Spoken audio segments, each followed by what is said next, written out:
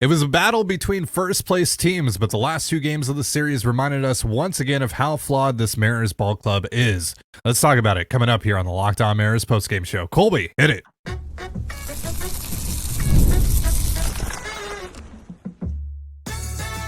You are Locked On Mariners, your daily Seattle Mariners podcast, part of the Locked On Podcast Network, your team every day.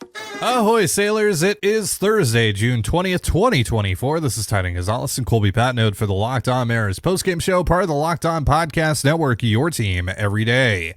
Mariners drop a series in Cleveland with a 6-3 loss to the Guardians. We'll talk about Luis Castillo's rough day, the offense's struggles, the mismanagement of a potential seventh inning comeback. We'll also talk a little bit about Brian Wu, who made his return to the mound last night. But before we get into that, shout out to our title sponsor today, Tax Network USA.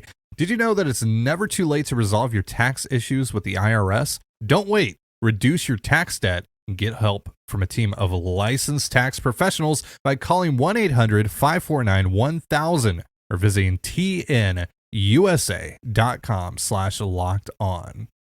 And if you want to hear from me and Colby even more and help support the show, check out our Patreon. The link is in the description, and you can sign up for a free 7-day trial. So a lot of blame to go around for the loss today. Offense, Scott Service, but I think we have to start with Luis Castillo, who just simply wasn't good enough today. He goes 5 innings pitched, 8 hits, 5 earned runs, 4 Ks, 2 walks. So he ends up allowing 10 base runners in this one. A couple of home runs allowed as well. What did you make of his day today? Yeah, he wasn't very good. Bit of a different look to Castillo today in an attempt to counter all these lefties in the lineup. He threw more changeups in this outing than he has all year. He threw 29% changeups. It was actually his most used pitch, tied with the four-seam fastball. And a couple of the big hits, they were on changeups, and they were just in the middle of the plate. He didn't have good feel for that pitch at all, which not that surprising considering he barely uses it anymore. And today he decided to use it a ton. It just wasn't a great pitch. He got 27 pit. He threw it 27 times, 13 swings, only 1 whiff, also only 1 called strike. Just not going to do it. It was only in the zone 33% of the time. And on those pitches where it was in the strike zone, they only swung at 28% of those. So it just wasn't a threatening changeup whatsoever. They could just lay off of it. It was never a threat to them. What's interesting is that, they had an 88% zone contact rate on that pitch as well. So when it was in the strike zone, they were not afraid to hit it. Like they basically just spat on that pitch and it wasn't a threat. Like It was a nothing pitch for Castillo today. And it's the one he decided to try and use the most, which is unfortunate. So yeah, he was trying so desperately, especially against Jose Ramirez, to hit that outside corner on the bottom third of the zone, and he was missing it by 4 to 8 inches every single time. Right. And so, yeah, it's just one of those things. The fastball four-seamer was okay in this one. He got just 4 whiffs on 13 swings, though. So 31% is pretty good for a four-seamer. Got 5 called strikes on it as well. So just 3 of those fastballs put in play. One of them was a hard hit ball. The other 2 were not. So, I think what this is Castillo and the Mariners trying something to, trying to be something he's not against a lineup that presents unique difficulties for a lot of teams. But today looked like a day where he needed to throw the fastball a lot more, the four-seam fastball in particular. And he just, he decided to stick to the game plan. And it's a pretty even split. He threw a lot of sliders too. It's not like he completely ditched the slider or anything like that. He threw 24 of them as well, but just nothing really working for him. In this one, Cleveland fouled off 24 pitches. It just looked basically like a carbon copy of his start at T-Mobile Park against this team. And we know that this particular lineup is going to be a difficult one for the Mariners to face. They don't have to face it anymore until the playoffs, if both teams get there. So, that's a good thing, I guess. But they are going to have to figure out a way to handle all these lefties and a team that just refuses to go down easy. You're going to have to make high quality pitches, and you know what? You're going to make high quality pitches that they're going to foul off or they're going to hit. Yeah, they're going to float in there for base hits. Like the Guardians have the type of offense that I think we would all like the Mariners to build, where it's contact oriented, where it's doubles and triples with a couple of guys who can hit the home run. Yeah. And I think it's the type of offense the Mariners tried to build a little bit this winter. Certainly they were trying to cut down on their strikeouts, but it just hasn't worked for whatever reason. But yeah, I think Cleveland is kind of the model offense for what you want at T-Mobile Park in particular. And Seattle gets to see, what it looks like, unfortunately, 6 times a year. And they dropped the season series, so no tiebreaker against the Guardians. So we'll see if that comes into play for seeding or anything like that. Who knows? I mean, still 84 games left to go or something like that. So yeah, we'll see. But yeah, Castillo, just not good enough. He was either missing badly or he was in the middle of the plate. And he had a couple opportunities to put guys away with 2 strikes, and he just couldn't get it done. And that was kind of a running theme for all the Mariners pitchers in this series.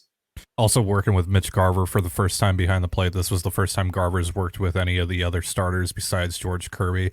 So I also wonder if maybe that led to Castillo kind of just sticking to the game plan no matter what over the course of the day. Not a good day for the offense either.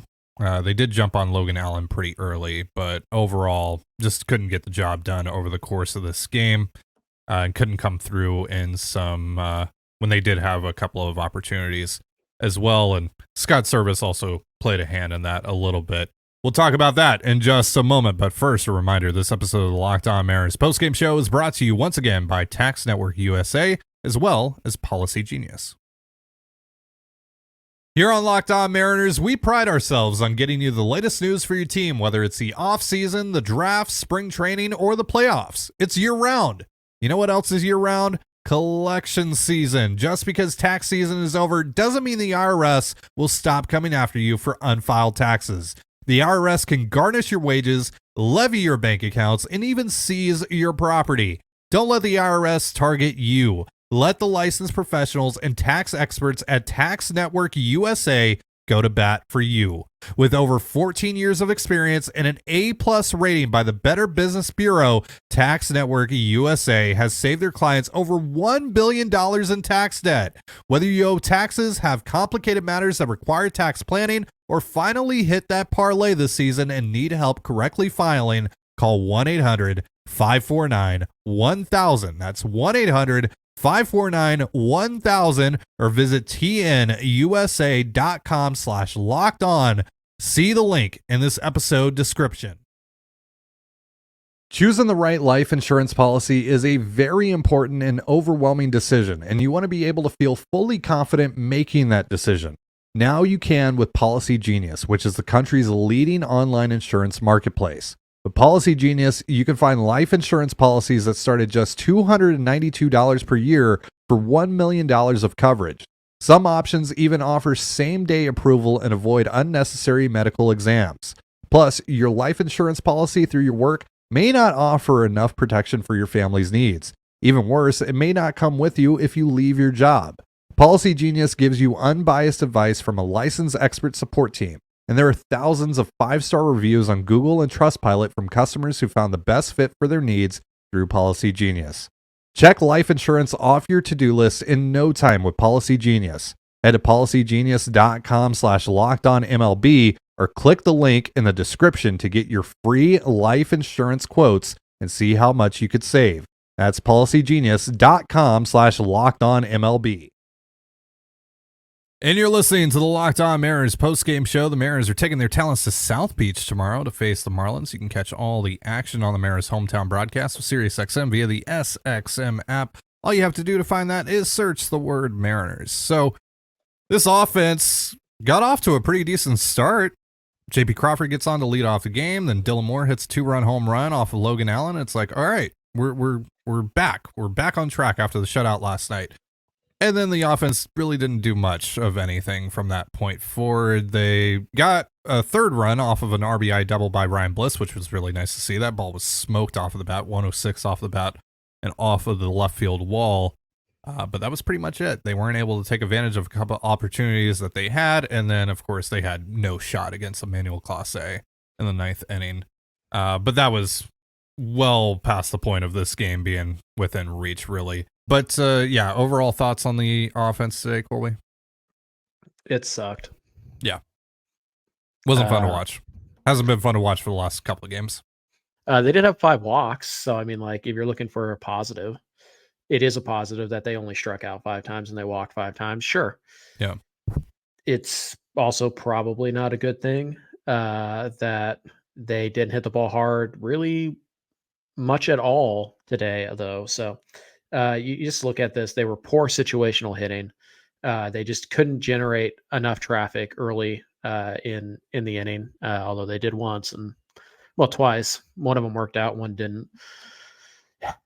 We'll talk about the one that didn't work out later. But yeah, you just look up and down this box score. It's depressing, and I mean, it was a really tough day to watch Julio at the plate. Now he salvaged his day by floating a fly ball into right field to go 1 for 4, but his at bats were atrocious. Yeah, ends the day with a comebacker, so the pitcher. I mean, against Logan Allen, that is a matchup that he should dominate. That is a soft tossing lefty, and Julio couldn't handle his 90-mile-an-hour cutters that were just off the inside corner. And it's not even that like, oh, he was just ripping them foul down the line. It's just a little bit of a timing issue. Nope, he was getting beat bad by cutters like that were 90 miles, like not even a good pitch. And he was getting beat bad. He was pushing those balls to the right side instead of turning on them. And throwing Julio any kind of velocity off the inside corner is just the quickest guaranteed way to get him out right now. And we're 80 games in or whatever we are, like you got to make the adjustment. Like it's not rocket science. Everybody in the world knows how you're going to get pitched and you still haven't figured out how to attack that. That's on Julio at this stage. You can blame Brant Brown all you want. He's gone. You can blame, anybody on the coaching staff all you want. Julio has to make the adjustment right now because ultimately Julio knows how he's going to get pitched and it's the easiest way in the world to get him out right now. Throw him something that breaks away from him or throw him something that has some velocity to it. Just off the inside corner, and he's not going to do anything with it. At best, he'll hit a ground ball single. Whoop-de-doo. You're fine with that. No, by the way, Julio hasn't run on the bases for like the last week. I still think he's dealing with some kind of knee or hamstring issue that he's trying to play through. So, yeah, even if he gets a single, it's not like he's a huge threat to steal a bag right now. So, yeah, Julio's got to be better. He sucked. He sucked today. Garver and Raleigh combined to go 0 for 4 with 2 strikeouts. They were bad. And then just not enough damage done from the rest of the lineup. Like you said, Bliss had the double, which is really cool. Rocketed it. I thought it was going to hook foul, but he hit it too hard to hook foul. Yep. And then more obviously with the home run. I thought Victor Robles actually had some decent at-bats. He seems to be fairly well suited for the role they're using him in, but he's helped. He's found a way to help in most of the games he's played in. Yeah, I mean, obviously he had the really bad start, but yeah. But since then he's been fine. Yeah, he's fine. He had the big walk today to set up the Bliss double. Yeah, I mean, like against a lefty, that's fine. Like he's helping. Throw him onto the list of guys like Ryan Bliss and Jonathan Clase and Ty Locklear, guys who have they've helped. I mean, Bliss had the double and a walk, so that was good. Bliss had his first good game in a while, so there were some isolated pockets of fun from this offense today, but for the most part, it was just unbearable to watch. I mean, anytime you have a soft tossing lefty and he walks 4 guys and he only strikes you out twice, you should be putting up 4, 5, 6 runs against that dude. And they didn't. It was a very mediocre performance after that first inning. Actually, after the first inning, it was a terrible performance. But you factor in the first inning, at best, it was mediocre. So let's talk about the 7th inning. I can't wait any longer. I have to talk about this. I'm so glad that they saved Josh Rojas for a 1-out, bases empty at bat in the 9th inning against a top 3 reliever in baseball. Instead of pinch hitting him for Dylan Moore in the 7th inning as the go-ahead run. But Dylan Moore hit a home run earlier in this very game. Right. If they kept Tim Herron, that guy out. If they kept Tim Herron in the game, all right, fine. Let Demo hit against him.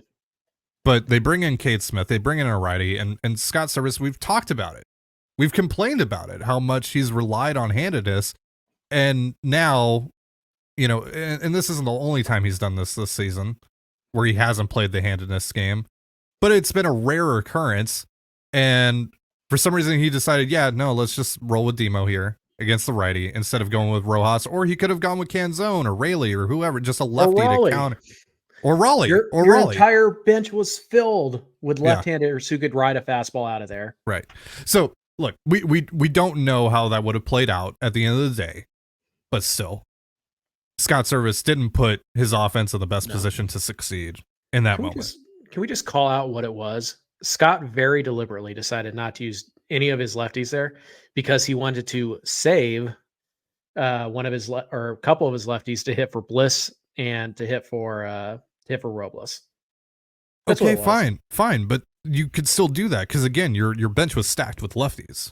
I know, but like that's the reason why. Like no matter what he say, oh well, we looked at the metric, blah blah. Nope. Scott, you were planning for an inning that ultimately would not matter if you didn't score in that seventh. You have to play the game that's in front of you, not the game that you want to play later on. So when you have Dylan Moore up there, a guy who's been terrible, he's had a nice series this 3-game stretch, whatever. Yeah. I guess that overrides the previous 3 weeks where he was one of your worst hitters. You have Josh Rojas, who's also on a little bit of a heater right now. He's ready to go. Luke Raley is, had a nice series too. He's ready to go. And obviously you have Cal Raleigh, who's like the king of hitting these big late inning pinch hit home runs. Like you have options and lots of them. And it wasn't like, oh, well, what are we going to do? Like maybe if Rojas wasn't available today, he just tweaked his back or something. And it's like, okay, well, we don't have another infielder. Like we're just kind of stuck here. So we can't take Demo out because we don't have anybody to play second base or third base. Fine, whatever. Not the case. Rojas played in this game. Did it cost him the game? Maybe, probably not. Maybe, like, who knows? We don't know. But was it the best use of his players? No, it wasn't. It wasn't. And it wasn't. That's all it is. At the end of the day, he failed to put his players in the best position to win this game. Mm-hmm. It's not like his players really helped him out either, but whatever. It is what it is. No, like I'm not penning the loss on Scott Service. No. I'm not. Because again, we don't know if Josh comes up there. Maybe Josh comes up there and he strikes out, or he hits into a double play, just like Demo did. Who knows, right?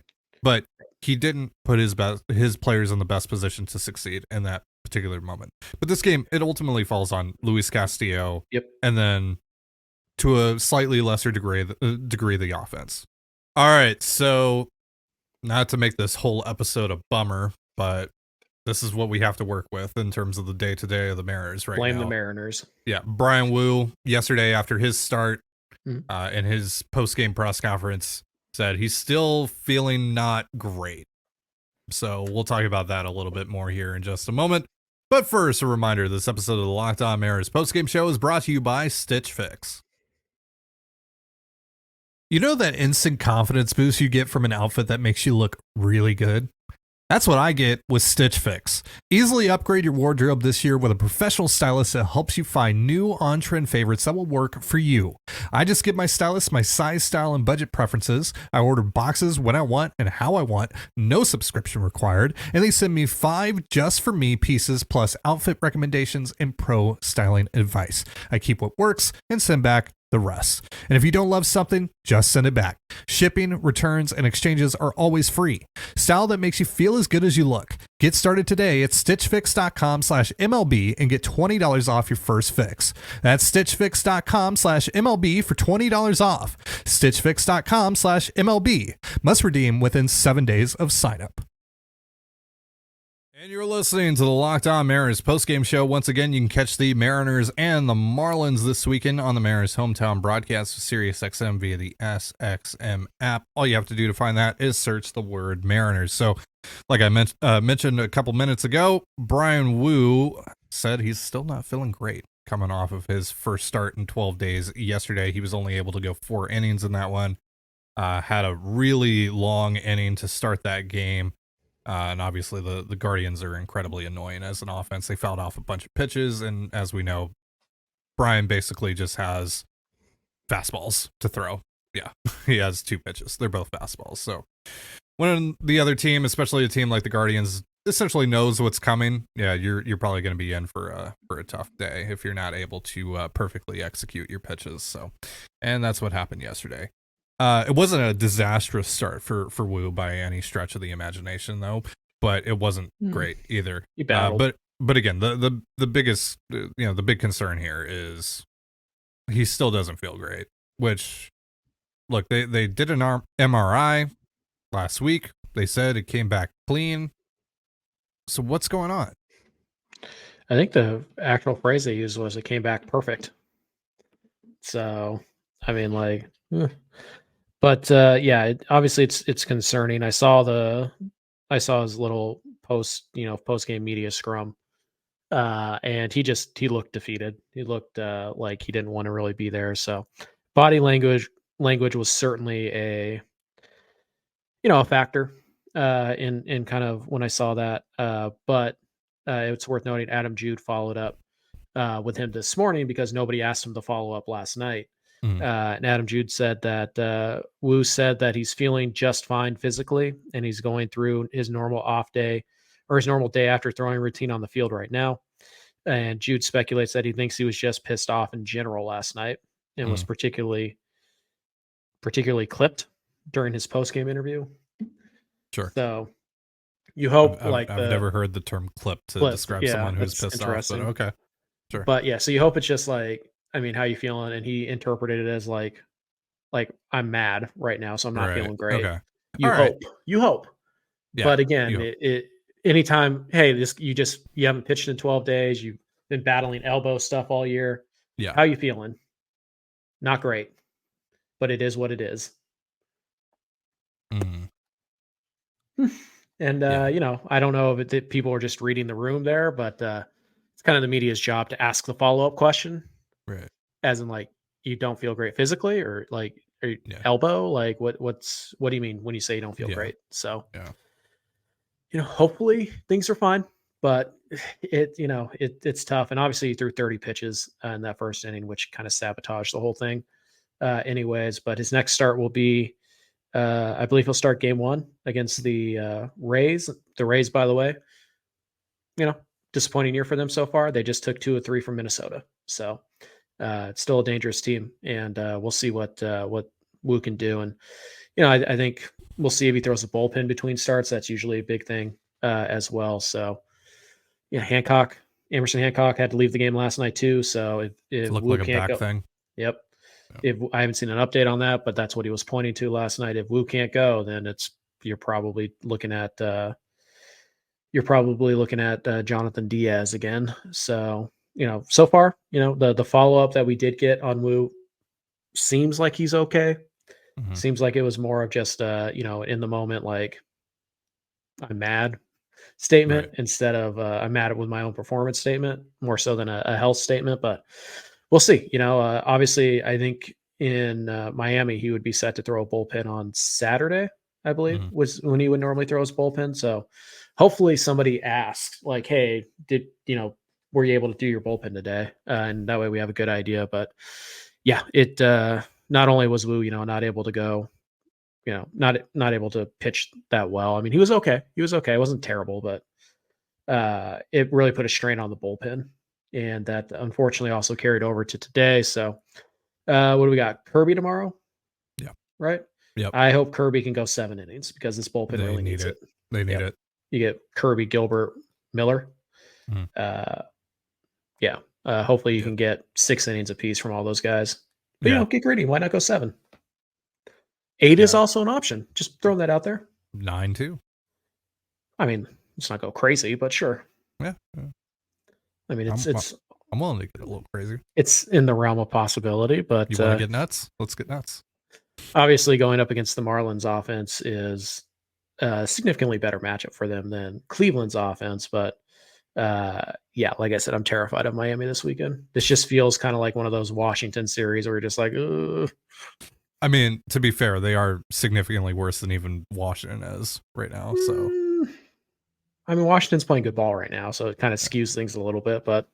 All right, that is going to do it for our show. But before we get out of here, a reminder that Locked On has launched the first ever national sports 24/7 streaming channel on YouTube, and now it's also available on Amazon Fire TV and the free Fire TV channels app. Locked On Sports Today is here for you 24/7, covering the top sports stories of the day with the local experts of Locked On, plus our national shows covering every league. Find Locked On Sports Today now available on the free Fire TV channels app. Thank you so much for joining us here on the Locked On Mariners podcast. For Colby Patnode, I'm Ty Dane Gonzalez. Be sure to give us a follow on Twitter at @LO_Mariners. You can follow me at Ty Dane Gonzalez and Colby at CPAT11. That's CPAT11. You can also find all that stuff in the description of this episode. Have yourself a beautiful baseball day, and we'll see you next time. Peace.